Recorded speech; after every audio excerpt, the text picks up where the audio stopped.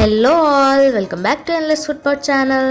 ఈరోజు మనం చూడబోయే రెసిపీ వచ్చేసి మక్క గారెలండి. ఆల్రెడీ మీరు థంబ్నెయిల్ చూసే వచ్చుంటారుగా. ఎస్, ఈ మక్క గారెల్లో చాలా వెరైటీస్ ఉంటాయండి. ఒక్కొక్కరు ఒక్కోలాగా చేసుకుంటారు. బట్ ఇప్పుడైతే నేను మీకు సింపుల్ అండ్ రెగ్యులర్గా చేసుకునే మక్క గారెలు చూపిస్తున్నా. సో మక్క గారెలకి మనకు ఫస్ట్గా కావాల్సింది ఆఫ్ కోర్స్ మక్కలు. సో మక్కల్ని ఇలా ఒలుచుకోవాలండి.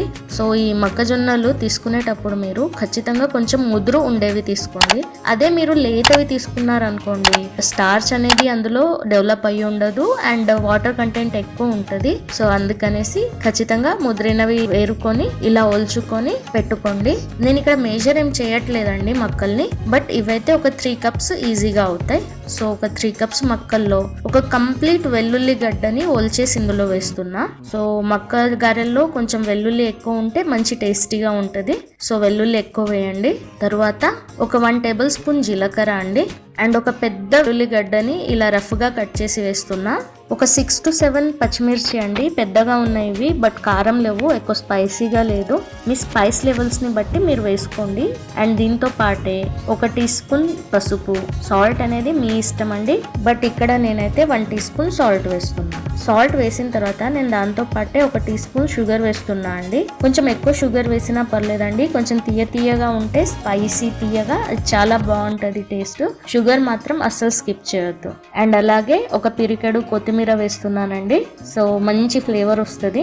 నేను వీటిని గ్రైండ్ చేసేటప్పుడు నేను ఒక డ్రాప్ కూడా వాటర్ వేయను. సో మీరు వాటర్ అస్సలు వాడద్దు ఇక్కడ. సో ఈ మొత్తాన్ని మెత్తగా గ్రైండ్ చేసుకోవాలి. చూసారు కదా, ఎంత వీలైతే అంత మెత్తగా గ్రైండ్ చేసుకోండి. మన బ్యాటర్ అనేది ఎంత మెత్తగా ఉంటే మనకు అంత మంచిగా గారెలు వస్తాయండి. సో ఇలా మెత్తగా గ్రైండ్ చేసుకున్న తర్వాత ఇప్పుడు మనం ఈ బ్యాటర్ ని మిక్సీ పట్టాం కదా అండి. సో ఇలాగే వెంటనే మనం గారెలు చేయొద్దండి.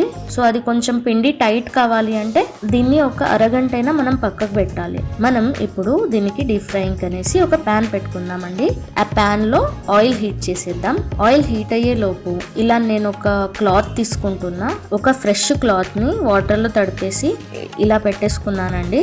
ఇలా పెట్టిన తర్వాత దీనిపైన ఇంకొంచెం వాటర్ ఇలా స్ప్రింకిల్ చేయాలి. సో ఇలా స్ప్రింకిల్ చేసి మనం పక్కకు పెట్టి ఉంచాం కదా పిండి, మన పిండి ఇప్పుడు సెట్ అయిపోయిందండి, మంచిగా దగ్గరకు వచ్చేసింది. సో ఆ పిండిని చిన్న బాల్ లాగా తీసుకొని వడల్లాగా చేసుకోవాలి. ఎప్పటికప్పుడు మనకు హ్యాండ్ కొంచెం వాటర్ తో తడి చేసుకోండి. సో దట్ మనం గారెలు ఆయిల్లో వేసేటప్పుడు మన హ్యాండ్ కే గారె అతకకుండా ఉంటది. మక్క గారెలు అనేవి చాలా డెలికేటెడ్ గా ఉంటాయి. అన్ని గారెల్లాగా కాదు. మీరు ఆయిల్లో వేసేటప్పుడైనా ఈ క్లాత్ నుండి తీసేటప్పుడైనా జాగ్రత్తగా నెమ్మదిగా చేసుకోండి. సో చూసారు కదా, ఇలా చేసి మెల్లిగా ఆయిల్లో వేసేయండి. మళ్ళీ ఆయిల్ కూడా మంచి హీట్ లో ఉండాలండి. మక్క గారెలు చేసేటప్పుడు ఎప్పుడైనా మీరు ఆయిల్ అనేది మంచి హీట్ లో పెట్టుకోండి. ఆయిల్ హీట్ ఉంటే మక్క గారె మంచిగా పొంగుతుంది.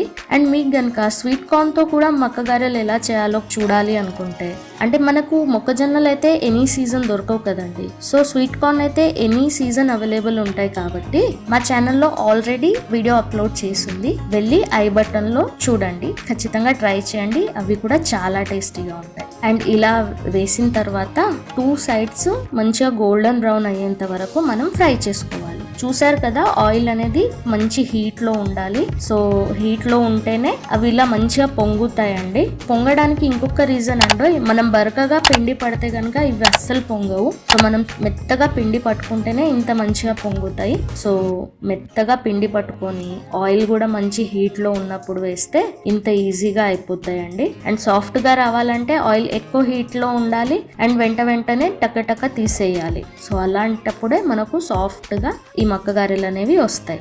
అంతేనండి, సర్వ్ చేసుకోండి. చూసారు కదా అండి ఎంత పర్ఫెక్ట్ గా వచ్చాయో, ఎంత మంచిగా గ్యాప్ కూడా వచ్చింది మన మక్క గారెల్లో. దేంతో అయినా తినండి. నాన్ వెజిటేరియన్స్ అయితే నాన్ వెజ్ కర్రీస్ తోని చాలా తింటారు. ప్లీజ్ అండి, మీకు కనుక ఈ వీడియో నచ్చినట్టయితే లైక్ చేయండి, షేర్ చేయండి అండ్ సబ్స్క్రైబ్ చేయండి మా Endless Food Pot channel. And thank you for watching. Until next time, happy cooking!